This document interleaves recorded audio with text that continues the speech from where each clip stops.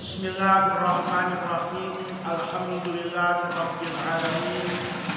Wassalatu wassalamu ala asyrafil anbiya'i wal mursalin wa ala alihi wa sahbihi ajma'in. Amma ba'du.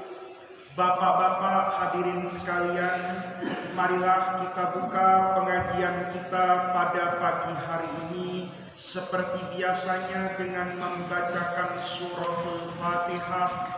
Semoga dengan keberkahan bacaan Ummul Quran ini kita niatkan yang pertama kali untuk diri kita masing-masing.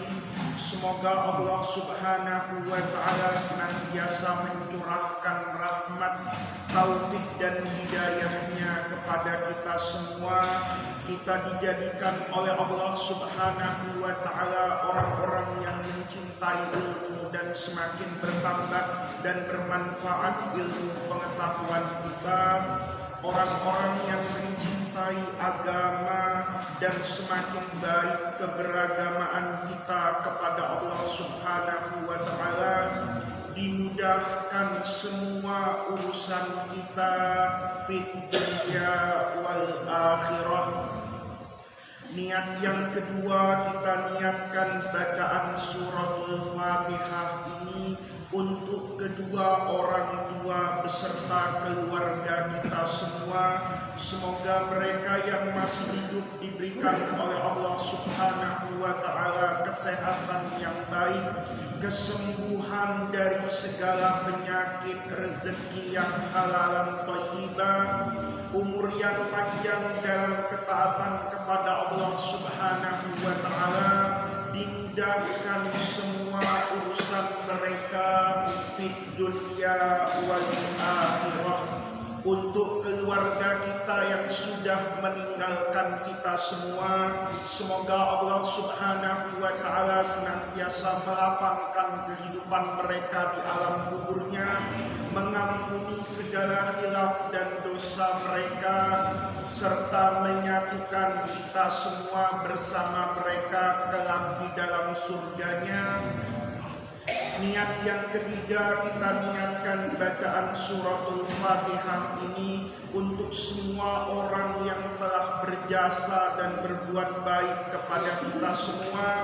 Semoga Allah Subhanahu wa ta'ala senantiasa menerima amal ibadah mereka serta membalasnya dengan balasan yang berlipat ganda. Ala hadhihi niyyah wa ala kulli niyatin shalihah wa ila hadratin nabiyil mustafa Muhammadir Rasulillah al-Fatihah. A'udzu billahi minasyaitonir rajim. Bismillahirrahmanirrahim.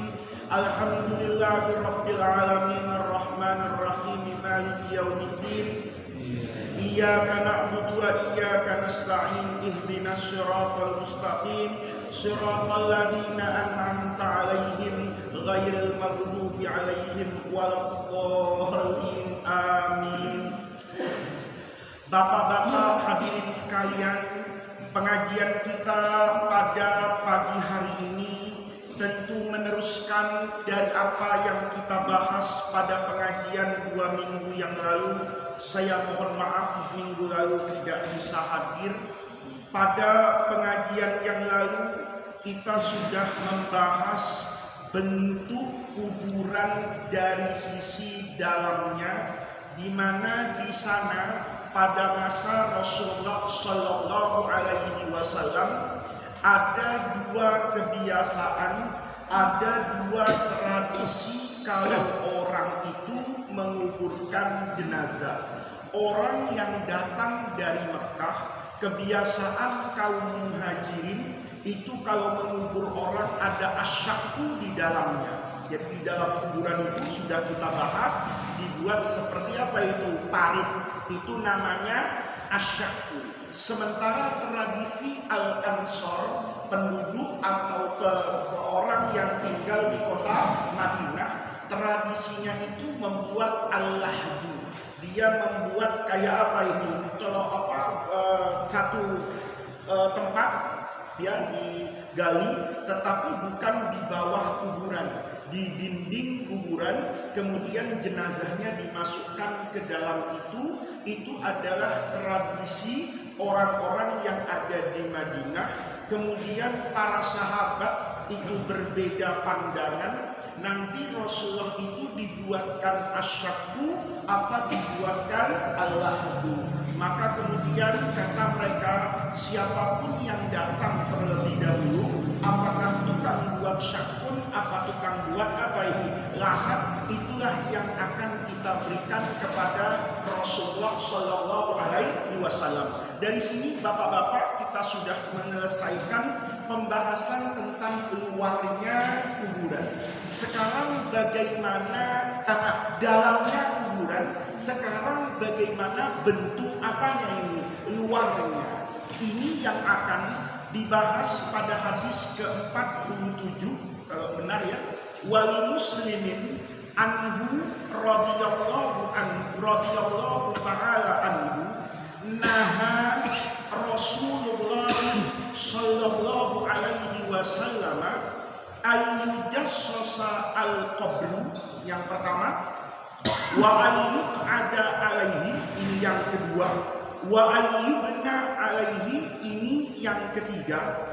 Hadis yang ke-47 di dalam Kitabul Janaiz ini, wali muslimin, diriwayatkan oleh Imam Muslim, anhu dari an Jabir, dari sahabat Jabir radhiyallahu ta'ala anhu, bahwa naha melarang, siapa yang melarang Rasulullah sallallahu alaihi wasallam.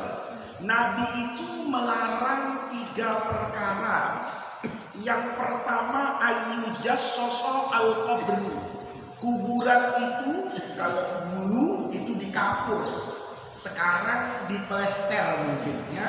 Nabi itu nanti kita jelasin, Bapak jangan kaget dulu bahwa dibongkar kuburan perempuan, enggak. Nanti kita bahas ini. Ayyujassas at-tajsis itu membakar batu. Kalau bahasa sekarangnya itu orang buat kapur kan dari batu yang diapakan itu dibakar. Itu dilarang oleh Nabi. Kuburan itu dikapur, diplester, di dinding, itu maksudnya. Mungkin kalau sekarang juga di keramik misalnya, ya, itu dilarang oleh Rasulullah Shallallahu Alaihi Wasallam. Yang pertama, yang kedua, wa ayyuq'ada alaihi, diduduki, ya. Jadi dilarang duduk di atas apa ini? Kuburan. Ini jadi Bapak nanti menjadi ringan pemahaman. Oh, Nabi melarang orang duduk di kuburan. Tetapi nanti dalam banyak riwayat Rasulullah dengan para sahabat juga duduk di atas apa ini? Kuburan. Orang turun-temurun kalau kuburannya penuh mau ziarah, maka boleh jadi dia menduduki kuburan yang bukan keluarganya.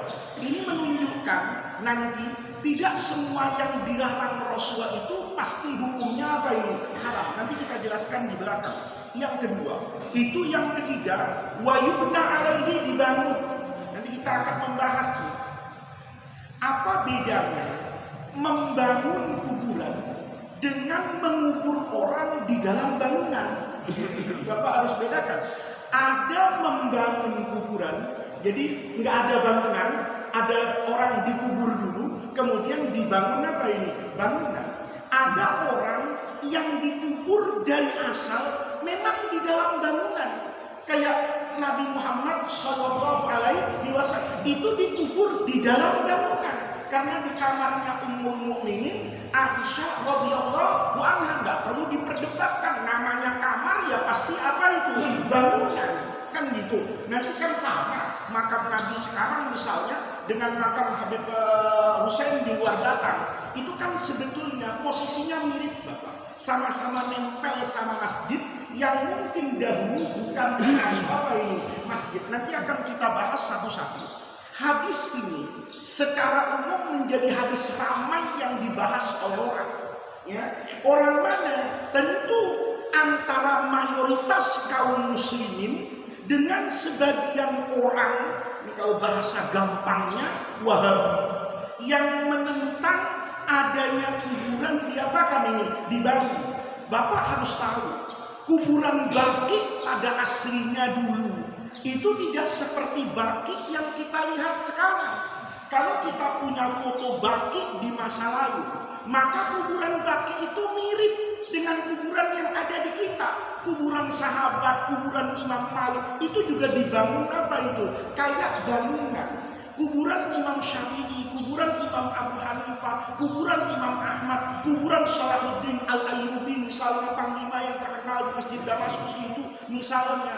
Apa yang ingin saya sampaikan? Yang pertama, Bapak-bapak, orang yang meributkan soal kuburan, kalau dibangun itu nanti disembah musik dan sebagainya, itu biasanya orang yang tidak setuju dengan tawassul dan tabarruk. Ini sepaket nih. Orang yang tidak suka tawassul, tabarruk, dan ziarah kubur, bukan sekedar ziarah, tapi niat ziarahnya itu juga bagian, itu tidak ngebet langsung turun sekaligus, ya kan? Quran itu betul anzalna, dia turun sekaligus dari Lauhil Mahfuz itu ke Baitul dari Allah ke Lauhil Mahfuz itu turun ila sama dunya itu betul dia duf'atan wahidah. Tapi dari sama'ud dunya turun ke dunia ini dibentuk dalam waktu yang panjang 23 tahun. Makanya nazzala, dia turun sedikit demi sedikit. Nah, ini Bapak harus dipahami. Jadi jangan karena satu hadis, jangan karena satu pemahaman kemudian menjadi salah semua. Itu yang pertama yang ingin saya katakan. Yang kedua, orang melester kuburan. Ya, kalau sekarang kan pakai keramik. Kalau dulu pakai yang kecil-kecil itu apa namanya ya? Porselen ya. Ya, porselen dulu kan pakai begitu. Dulu mungkin pakai ubin, ya. Dulu kuburan dulu mungkin pakai ubin. Mungkin cuma semen saja. Mungkin batu, Pak. Batu disusun-susun kotak kayak begitu. Nisan juga begitu kan, Pak, berkembang. Sekarang kemudian kuburan disamain tuh, Pak. Pakai rumput, kasih semen, kayak agak miring begini, nisannya nggak tegak kayak batu duduk. Itu kan namanya kreasi saja. Yang ingin saya katakan begini, Bapak. Orang di dunia ini, orang Muslim maksudnya, itu biasa menguburkan orang dengan cara seperti itu. Kalau saya tanya, semenjak Bapak hidup di Perumpu, Bapak tahu kalau ngubur orang itu, mesti habis itu kuburannya setelah selesai, itu dikerami, misalnya, dibangun dengan ukuran yang wajar, misalnya, di semen. Bapak kerjakan itu dari situ. Yang pertama. Ketika saya tanya, waktu itu yang melakukan siapa? Bapak mungkin bilang, itu kakek saya. Kakek tukang gali kubur, kalau selesai nanti dia semen begini. Saya tanya, kakeknya itu dulu akan panjang nih ceritanya. Apa maknanya yang ingin saya katakan? Kata guru saya, kalau ada satu hadis yang memiliki makna tertentu, tetapi makna ini tidak diamalkan oleh umat Islam sedunia dalam rentang waktu yang sangat panjang. Ada hadis kayak begini, perumpung kuburannya, semua kuburan di Jakarta kayak gitu. Bapak punya guru kan bukan cuma saya. Ada ribuan ulama di Indonesia. Sebelum saya lahir, sebelum bapak saya lahir, sebelum kakek saya lahir, di sini ada guru. Ada guru Marzuki misalnya, ada guru A. Ada banyak guru. Yang mereka juga alim. Dan mereka takut masuk neraka. Tapi ngelihat kuburan kayak gitu dibiarkan. Maksud saya, ya, orang ngubur yang diplester, di semen, dikasih nisan, dikasih nama, misalnya, itu kan berlangsung dalam rentang waktu yang cukup apa ini? Panjang. Kemudian ada yang tidak setuju, boleh nggak apa-apa. Tapi mayoritasnya kan setuju, mayoritasnya kan diam. Ya, ambil misalnya di Mesir. Nanti Bapak mudah-mudahan bisa ke Kairo. Ya, itu lihat ada satu tempat di Kairo itu namanya Qorofa. Qorofa itu ya pekuburan. Ada imam namanya Al-Qarafi, ahli usul fiqh. Ada Imam Ibnu Athaillah As-Sakandari, itu juga dikubur di dekat Jabal Muqattam, daerah Qorofa sana. Imam Suyuti, lengkap di sini. Ya, termasuk nanti ujungnya adalah makamnya Imam Syafi'i. Itu semua makam di sana. Al-Azhar itu berdiri lebih dari 1000 tahun dengan sekian banyak ulama. Melihat hal itu dibiarkan.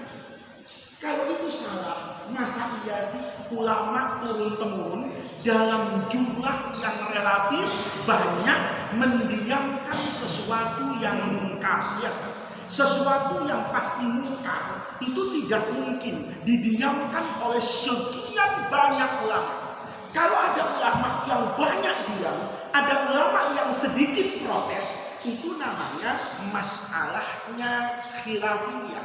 Bapak boleh ikut yang kanan, Bapak boleh yang ikut yang kiri, tergantung kepada siapa Bapak berguru, sampai seberapa kuat keyakinan Bapak akan kebenaran pemahaman yang dimiliki oleh masing-masing guru. Kan sama dengan sholat subuh. Sholat subuh itu dicari kompak supaya merumuskan sholat subuh kama sholat Rasulullah, nggak bisa. Nggak bisa. Yang ini pasti nggak kunutan, yang ini pasti kunutan. Kalau Bapak cari, semuanya punya apa ini? Dalil. Bapak nggak kunutan ikut Imam Abu Hanifah misalnya, Bapak kunutan ikut Imam Syafi'i. Kan keyakinan Bapak, oh saya yakin dengan Imam Syafi'i, nggak ada masalah. Saya yakin dengan Imam Abu Hanifah, nggak ada masalah. Saling menghargai. Tapi Imam Abu Hanifah tidak mengkafirkan Imam Syafi'i, Imam Syafi'i tidak menyesatkan Imam Abu Hanifah. Itu namanya ar-ra'yu, itu namanya pendapat.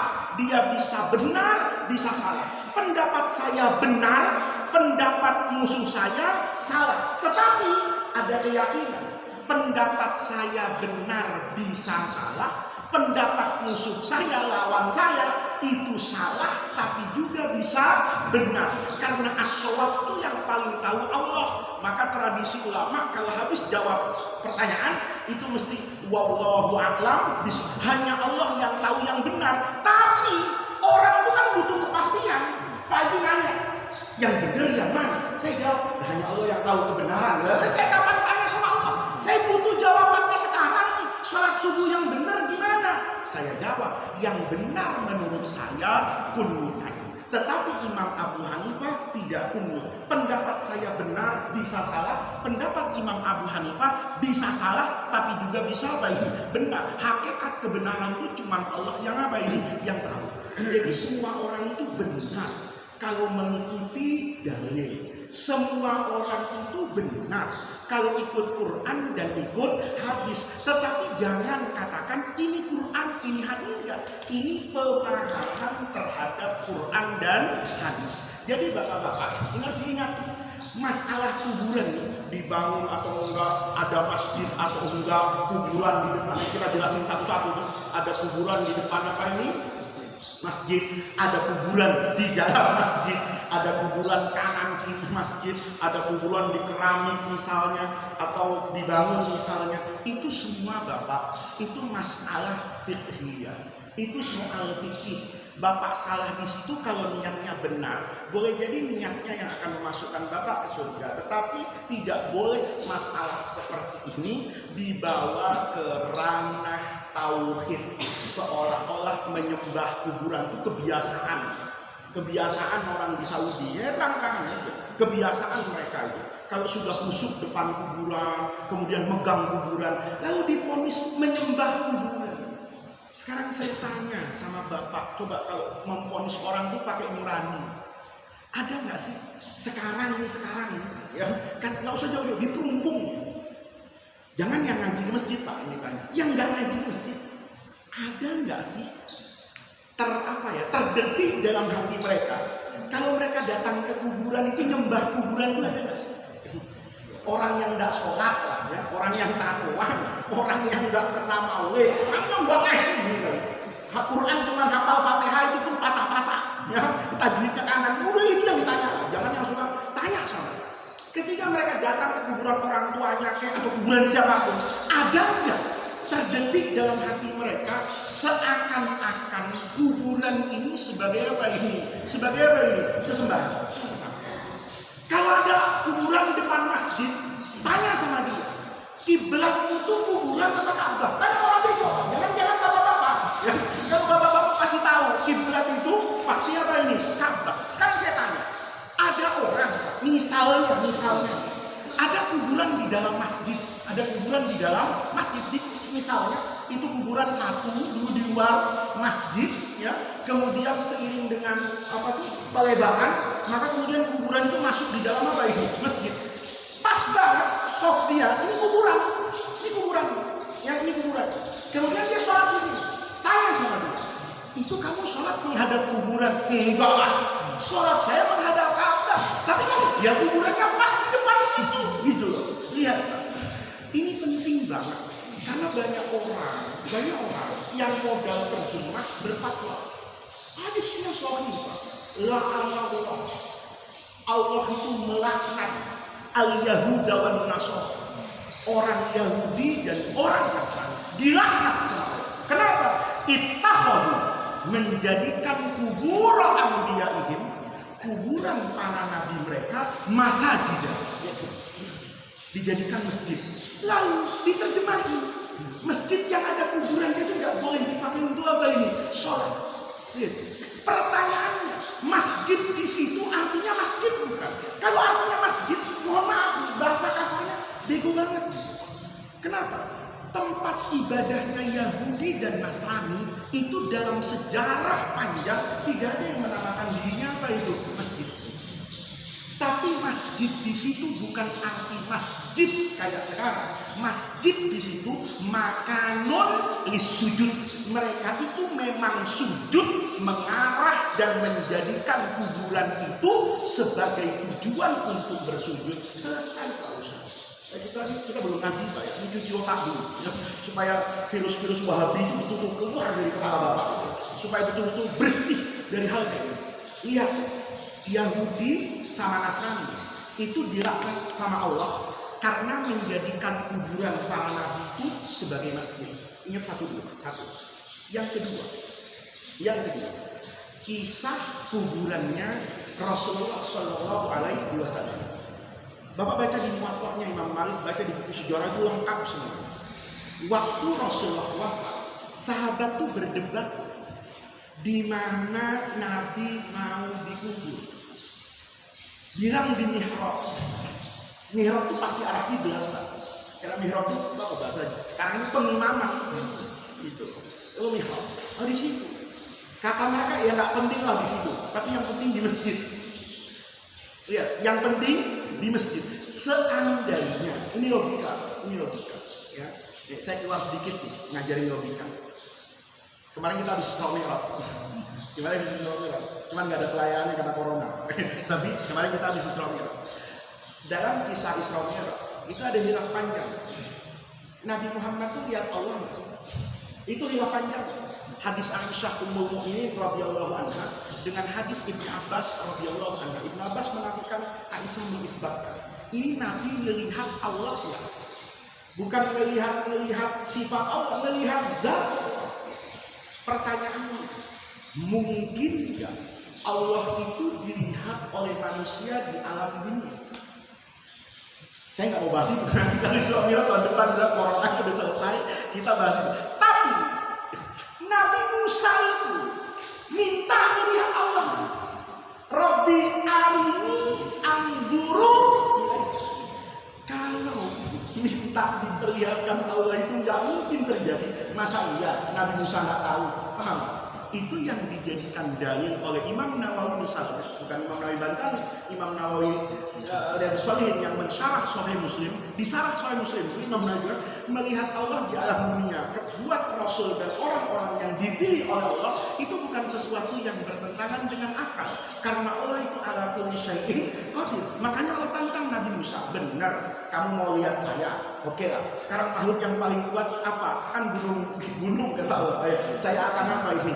Akan menampakkan sama gunung. Tiba-tiba gunungnya apa ini? Kan Nabi Musa nya pingsan, kan begitu kan? Lah, bukannya saya nggak mau memperlihatkan, kamu nggak kuat untuk apa itu? Melihat itu. Nah, itu artinya tidak boleh orang kemudian Allah bisa dilihat atau enggak. Musyrik, jangan digitukan. Soal Bapak setuju nggak setuju, itulah yang masalah. Tetapi pertanyaan itu bukan sesuatu yang haram dalam agama. Karena Nabi Musa mempertanyakan itu dan Allah nggak boleh tanya itu. Iya, pertanyaannya sah-sah saja. Gitu Pak. Yang kedua, Nabi katanya disuruh dikubur di mana? Di masjid intinya. intinya.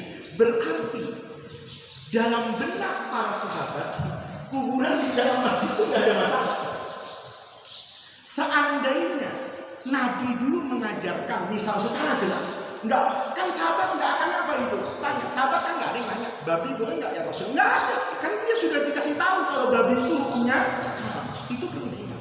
Itu yang kedua. Yang ketiga, Rasulullah itu sesuai dengan hadis, ya Nabi itu saya sudah jelaskan, itu dikubur di tempat beliau apa ini wafat. Pertanyaannya, apa Nabi nggak tahu sebagai Nabi kalau satu hari nanti umat Islam itu tambah banyak, masjid itu butuh diapakan itu, dilebarkan.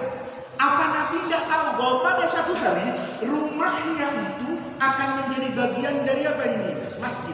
Nabi selalu hati-hati kalau betul itu mengandung kemusyrikan. Tidak boleh orang sholat menghadap sesuatu yang ada kuburannya. Maka ada jutaan orang Islam dalam rentang waktu ribuan tahun yang sholatnya itu nggak sah dan dia terjerumus ke dalam jurang kemusyrikan. Karena pasti banyak orang yang sholat menghadap kuburannya. Orang jawab itu kan khusus buat Nabi, nggak bisa karena di situ ada Sayyidina Abu Bakar, ada Sayyidina Umar. Walaupun mereka orang istimewa, tapi tidak bisa keistimewaan yang dimiliki oleh Nabi kemudian dimiliki oleh Sayyidina siapa ini? Abu Bakar. Bapak bisa lihat. Maka Nabi itu berdoa, Allahumma la taj'al qabri. Ya Allah, jangan jadikan kuburan saya wathanan yu'bad. Lihat Pak, saya mau tanya sama Allah. Jangan jadikan kuburan saya sebagai wathanan berhala yu'bad yang disembah. Ya, ini doa Nabi. Pertanyaannya, doa Nabi pasti mustajab. Pasti mustajab? Pasti. Berarti kita ini melakukan apapun di depan kuburan Nabi itu tidak akan terjerumus kepada jurang kemusyrikan seperti orang kafir menyembah berhala, karena Nabinya mustajab doanya. Kan Nabi ngomong, ya Allah jangan jadikan kuburan saya wathanan berhala yu'badu yang disembah. Bapak nanti umroh nabung banyak, saking lihat usaha yang luar biasa sampai di makam Nabi jatuh dalam apa ini? Usul sama Rasulullah. Ini Sayyidul Anbiya wal Mursalin. Ini yang saya impikan bertahun-tahun untuk sampai. Bapak misalnya sampai duduk-duduk mau kayak gitu. Pertanyaannya, jatuh kepada kemusyrikan enggak? Kalau Bapak jatuh kepada kemusyrikan, berarti Nabi doanya itu namanya syariat. Jangan tahu hadis satu berfatwa gitu. Ya, kumpulin dulu hadisnya. Jangan hadis soal kuburan aja dulu. Tapi jadi kalau Bapak ini kan sebenarnya Bapak ya, ini penting. Saya dulu berantem di makam Nabi itu karena itu. Ada orang pegang kuburan Nabi sama askar itu nggak boleh musyrik. Kalau kotor saya terima Pak. Kalau kotor misalnya ini sudah gelap gitu kan. Ya misalnya saya terima Pak. Karena mungkin tangan orang itu juga orang kurang ajar gitu. Kalau habis makan gorengan megang makam Nabi ya, itu kalau saya polisinya saya tabok beneran ya kan, berminyak makam Nabi itu bau gorengan nggak boleh gitu. Atau tangannya nauzubillah panas megang keteknya, masya Allah baunya seger, itu haram. Tapi kalau dia ikhtiram sama Nabi megang begitu dibilang musyrik, saya nggak terima. Kenapa? Dia bilang nggak boleh pegang begitu. Bagaimana nggak boleh kata saya? Wong Nabi bilang Allahumma la taj'al qabri wathanan yu'bad. Ya Allah jangan pernah jadikan kuburan saya ini sebagai berhala yang disembah orang. Wa kana Nabi sallallahu alaihi wasallam mustajab doa. Nabi itu doanya mustajab. Berarti semua kelakuan orang di depan makam Nabi apapun bentuknya itu tidak akan pernah terjerumus ke dalam jurang kemusyrikan bifadli doain Nabi sallallahu alaihi. Sederhana kan? Sederhana. Yang keempat, ini belum ngaji Pak, cuci-cuci otak dulu lah ya supaya nanti nggak terkaget-kaget. Ada orang bilang misalnya begini, kuburan yang Bapak lihat saja, kuburan di luar batang itu dikasih kelambu, tahu kelambu? Yang kain, kadang kan dihias dengan tulisan apa, kadang ada yang nulis Yasin. Itu boleh atau enggak? Saya tanya sama bapak-bapak, Ka'bah zaman Nabi itu ada bajunya? Ka'bah zaman Nabi ada bajunya. Sayyidina Umar itu nggak ngasih baju. Ditanya sama sahabat, ya Umar, Umar jadi presiden, ya Amirul Mukminin, gitu. Kenapa sih Ka'bah itu nggak ditutupi kain? Kata Umar, kaum muslimin itu lebih membutuhkan kepada kain daripada Ka'bah. Lihat. Berarti lihat mafhum. Makaikan baju sama Ka'bah itu, kalau hukum makaikannya halal apa haram? Halal. Boleh sebetulnya. Tapi tidak dilakukan oleh Sayyidina Umar karena ada hajat yang lebih penting. Banyak orang miskin di zaman Umar yang belum bisa beli apa itu pakai, daripada kainnya dipasangin di Ka'bah, mendingan dipasangin di orang. Itu jawaban Umar. Kalau jawabannya nggak boleh kan bukan itu. Umar, kenapa nggak dikasih kiswah itu apa? Haram, bid'ah, kan gitu langsung. Tapi Umar bukannya nggak mau saya. Di zaman Sayyidina Umar awal-awal itu sama dengan zaman Nabi, sama dengan Sayyidina Abu Bakar, masjid itu nggak ada lampunya. Maka zaman Nabi itu orang nggak tahu siapa temennya.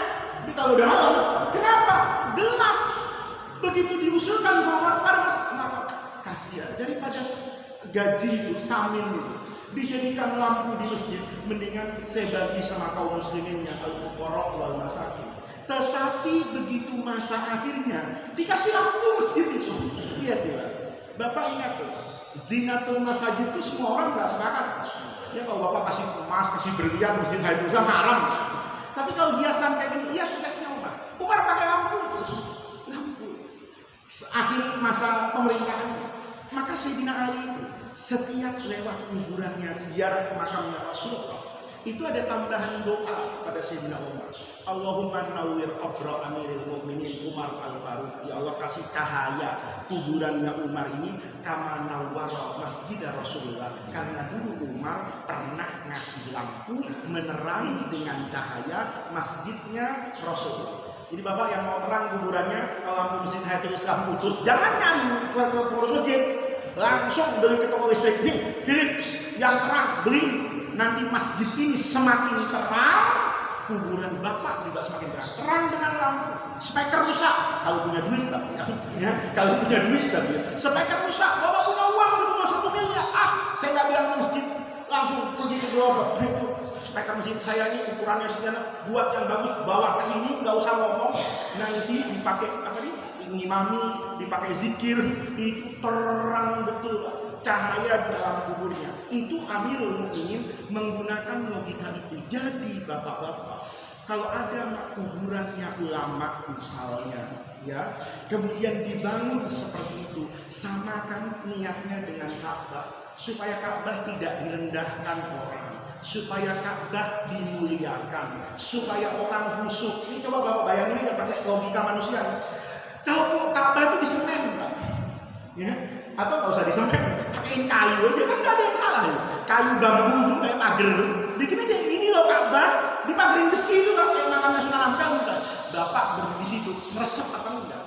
Rasanya enggak, ya. Tapi dikasih itu supaya Bapak itu istighfar. Ya Allah, ini baitullah. Kalau itu niatannya, itu yang terjadi pada makam Wali Songo, itu yang terjadi pada makam para as-shalihin, sehingga makamnya terjaga, orang bertabaruk, bertawassul, berziarah, itu menjadi nyaman.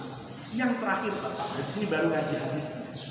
Semua kuburan Nabi selain Nabi Muhammad itu diperselisihkan. Nabi Ismail di mana kuburan? Imam Suyuti, Imam ahli sejarah bilang di Al-Hakim, ya antara Ka'bah dengan Hijri Ismail. Tapi nggak bisa dipastikan. Saya 2 tahun lalu ke Palestina sama ayah saya.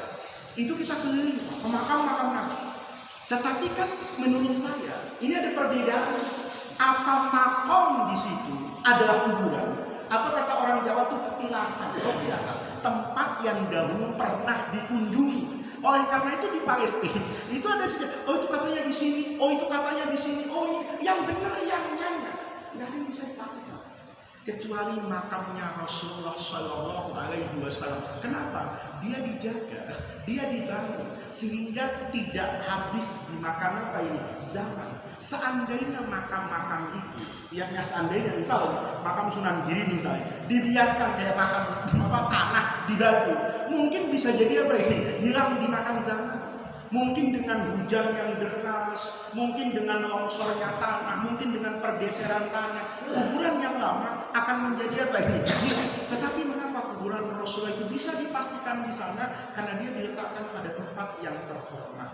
Oleh karena itu bapak-bapak, kita mulai ngajinya hari ini, ya. Jadi tadi itu cuma akal kita tuh dibuka dulu, gitu.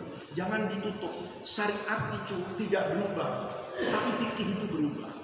Ya, fikih itu al-fahmu. Syariat itu Quran dan hadis. Quran dan hadis itu tidak berubah, tetapi pemahaman saya terhadap Quran itu namanya al-fahmu. Ya, Bapak wudhu misalnya, sampai situ apa enggak? Itu bukan Quran. Itu pemahamannya ulama. Falsilu wujuhakum. Yang pertama, wajah itu yang mana? Sampai kau ngaji fikih dulu kan ribut di kupingnya ada apa namanya saya tidak tahu nih. Tapi yang nunjuk di kuping. Saya dulu ngajar di soal makbul itu Maroki al-Ubudiyah. Itu detailnya wajah itu nih. Nanti bapak ngaji pada kitab fikihnya Imam Abu Hanifah, itu standar wajahnya mungkin berbeda. Itu namanya pemahaman. Falsi wujuhakum, yang namanya wajah itu yang mana? Kata ulama A, wajah itu di sini. Oh, kata yang B, wajahnya sampai sini. Ini termasuk wajah, ini tidak termasuk wajah. Itu bukan Quran, itu fikih. Wa falsi wujuhakum wa aydiyakum ilal ma'ruf. Ila ini bimakna intihail ghayat, batas, atau ila ini bimakna ma'a, harus terbasuh. Itu enggak dijelasin sama Quran. Yang jelasin siapa? Pemahaman ulama. Kata ulama, seandainya pas-pasan mirfaknya tidak kena, tapi pasti, ya, maka dia sah. Kata yang satu nggak sah, karena ilah itu maka. Ada orang yang berpendapat siku itu sebetulnya bukan bagian dari wudhu, tetapi karena bapak tidak bisa memastikan ini sampainya batas pas benar atau tidak, maka harus dikenakan. Bukan karena wajib fidatihi, tapi karena malayatimul wajibu illa bihi fahuwa wajib. Sesuatu yang wajib tidak sempurna kecuali dengan melakukan perantara sesuatu lain, maka sesuatu itu menjadi wajib. Apa hukumnya wudhu? Nggak ada. Kalau bapak mau sholat, maka wudhu itu, bapak tidak punya wudhu, hadas, mau sholat, wudhu hukumnya apa? Wajib. Kenapa? Karena bapak tidak bisa sholat kecuali dalam keadaan berwudhu. Malayatimul wajib, sholat yang wajib tidak sempurna illa bihi, kecuali dengan wudhu. Fahuwa, maka wudhunya menjadi apa ini? Wajib. Itu agama, itu logika. Jadi bapak-bapak, hadis Jabir ini cukup seksi kalau kata orang sekarang, ya, suka menjadi pembatas. Oh, ini orang musyrik, ini enggak musyrik, ini si ahli penyembah kuburan atau enggak. Ini kalau bapak buka internet, ya, kasih aja searching di Google, hukum membangun kuburan.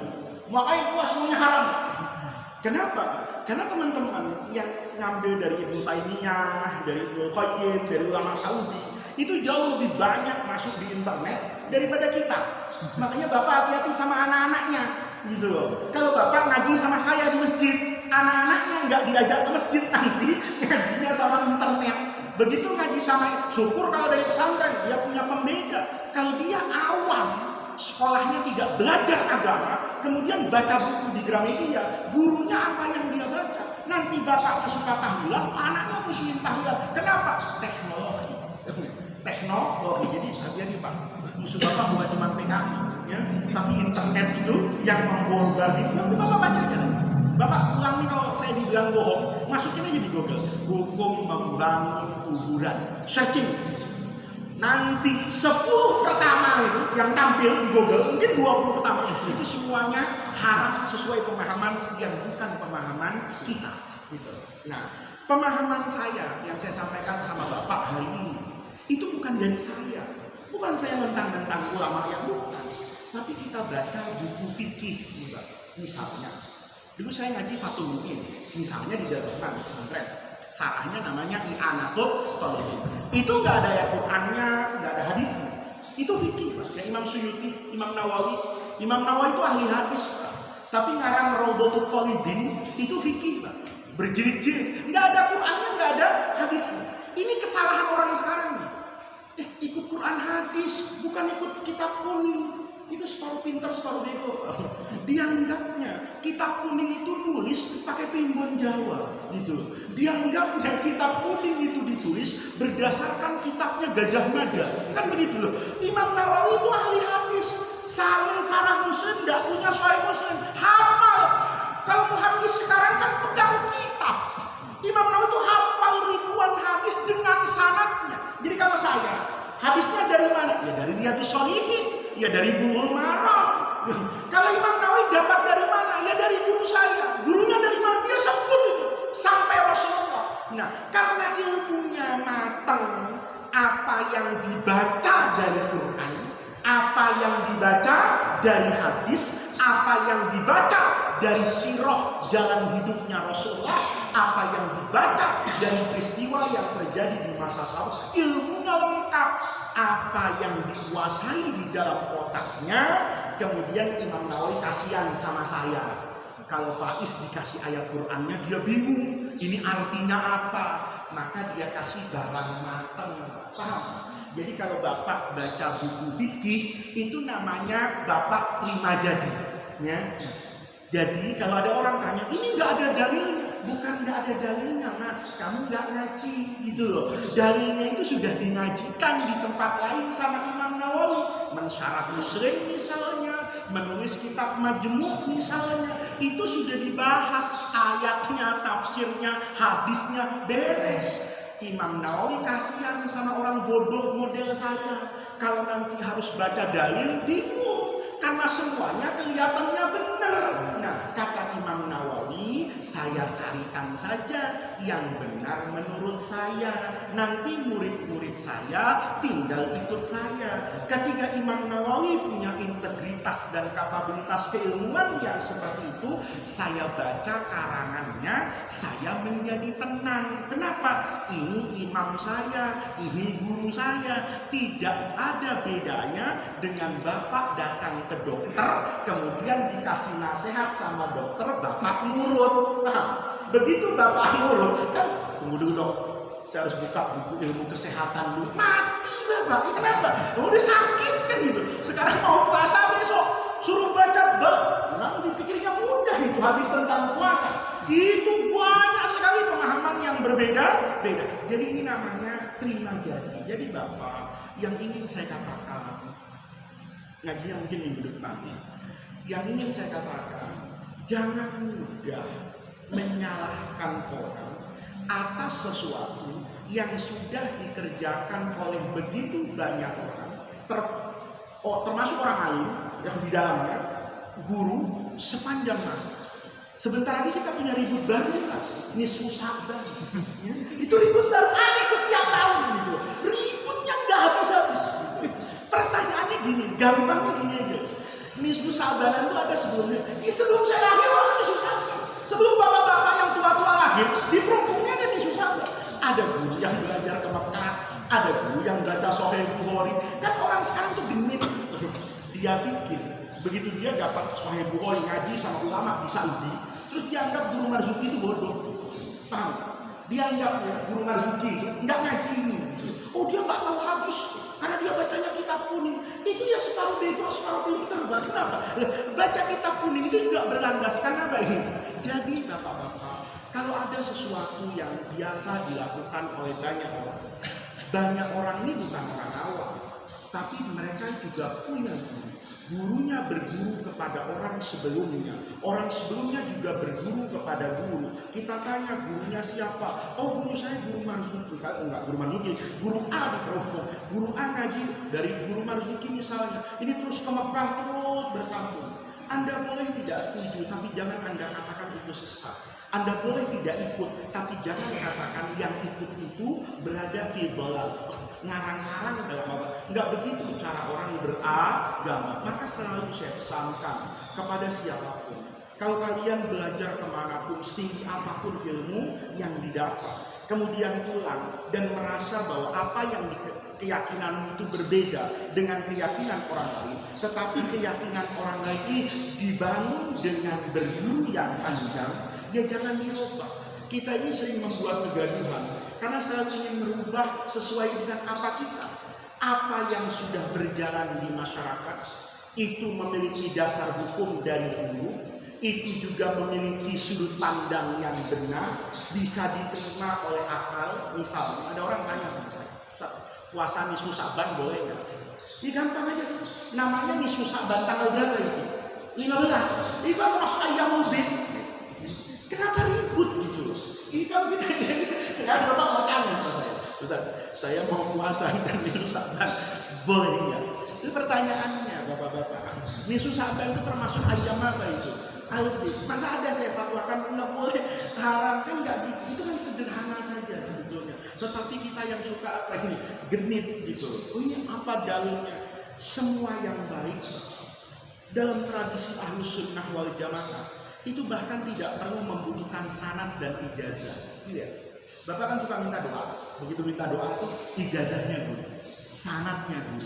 Itu kalau ada, itu sebagai penguat, bukan syarat. Bapak buka Ihya misal, buka Ihya. Bapak tidak sempat berguru per kalimat. Ya pernah berguru Ihya, ya nggak pernah hatam tapi ikut hataman. Nih orang sekarang nih Pak, nggak pernah hatam tapi ikut hataman. Begitu Quran terawih itu paling 27, nyari masjid yang hataman, padahal dia nggak hatam dari awal bulu doang, tapi begitu mau 27. Nah, ini kekurangan kita. Rajin ikut hataman tapi nggak pernah hatam. Dulu guru saya bilang gini, guru saya pernah punya murid dimarahin. Ngaji sama beliau, yang ngaji dengan saya. Satu ketiga nggak datang mungkin 3 hari ngaji khusus. Ditanya sama guru, kemana nih? Kan lu nggak ada handphone. Saya bilang ya nggak tahu. Kamu nggak mampir ke rumahnya, ya beda jalan. Kata saya udah 3 hari datang ngaji lagi. Kamu kemana? Kata guru saya. Ada, saya nggak usah sebut. Al-Mukarram datang kan kesini. Iya, kenapa? Dia ngasih ijazah kitab yang dibaca guru. Oh, kata guru, jadi kamu sudah dapat dari itu, namanya ijazah ammah. Tidak perlu dijadikan satu kebanggaan kalau kamu belum mendapatkan ijazah rasul. Ini mohon maaf, kita ini sekarang kurang berkah ilmunya itu karena suka ngerendahin guru. Ngerendahin gurunya gimana? Ngaji misalnya di pojokan kampung, kebetulan gurunya itu bukan orang yang ekonominya bagus juga. Kalau di musola jadi guru, keluar dari musola misalnya ngojek, kemudian tiba-tiba ada guru yang hebat membagi ijazah atas kitab yang sama yang dibaca. Bapak ngaji sama saya Bulughul Maram misalnya, kan belum pertama. Terus ada orang, ada ijazah Bulughul Maram dari orang si A, cuma baca satu hadis. Ini hadis saya baca yang misalnya ya, an Abi Hurairah radhiyallahu anhu. Ambil satu hadis, saya ijazahkan kepada kalian kitab Bulughul Maram. Terus orang itu bangga. Saya dapat dari Profesor A, saya dapat ijazah dari Profesor B, saya dapat ijazah dari Habib A. Padahal dia ngaji paham hatam itu dari ustadznya di pojokan kampung. Tapi karena kalah strata sosial, dia banggakan yang ijazah ammah daripada yang dia mulazamah dengan gurunya. Itu kata guru saya mengurangi barakatul ilmu. Orang mau setuju mau marah saya bodo amat. Tapi begitu yang namanya tradisi ilmu. Jangan ngejar hataman tapi tidak pernah berusaha untuk hatam. Yang bagus itu adalah hatam kemudian ikut hataman. Bapak terawih malam-malam kulhu itu ikut hataman boleh Pak, tapi sebaiknya Bapak minimal menghatamkan Quran secara bacaan di rumah. Nih nggak diterawih yang 1 Ramadan kebut lah. Kalau satu juz kan nggak keburu sampai malam 27. Nah, Bapak kebut. Begitu malam 27, Bapak itu minimal sudah sampai pada wadduha. Nah, nanti kan sekurang-kurangnya diterusin dalam apa ini? Terawih, atau misalnya terawihnya dari amma yatasa alun gimana? Bapak tidak abrakin dulu sampai abasa. Berarti Bapak dapat bonus. Begitu Bapak jadi makmum. Oke lah, terawihnya tidak hatam Quran, tetapi Bapak dianggap sebagai khatmul Quran karena pada malam itu Bapak betul-betul mendengarkan 30 juz, 29 sekian surah dibaca sendiri, bonus sisanya itu didengar dari imam memang terawih. Itu namanya beragama. Jadi yang kayak gitu itu kita pahami dengan pengajian, kita pahami dengan guru. Ini yang bisa saya sampaikan. Saya mohon maaf, ini tidak ngaji dulu. Nanti minggu depan baru saya bahas satu persatu detail hadisnya, supaya dalam beragama itu kita bijak, dalam memandang pandangan guru yang mungkin berbeda-beda, itu juga kita bijak. Di Saudi kuburan diratakan, ya enggak apa-apa, mungkin takut kepada kemusyrikan. Saya yang sudah tidak mungkin terjerumus kepada kemusyrikan, itu melihat kuburan itu dari sudut pandang yang berbeda. Mudah-mudahan dari semua yang kita baca, dari semua yang kita lihat, dari semua yang kita dengar, Allah Subhanahu wa Ta'ala senantiasa meneguhkan keimanan, keislaman serta keihsanan kita semua.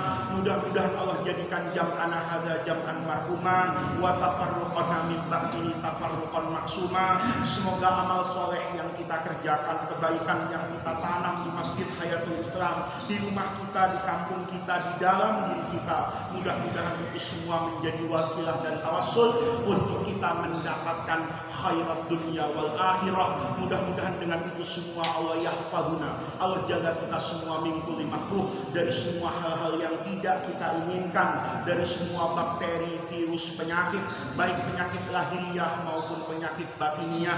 Mudah-mudahan Allah senantiasa bersama kita, membersamai kita melewati masa-masa yang sulit ini, dan kita keluar dalam keadaan yang jauh lebih sehat, yang jauh lebih baik, yang jauh lebih dekat kepada rahmat dan ridho Allah Subhanahu wa Ta'ala. Al-Fatihatu biniyatil qabul wa tamami kulli syu'lin wa ma'mul wa ila hadratin nabiyil Mustafa Muhammadir Rasulillah.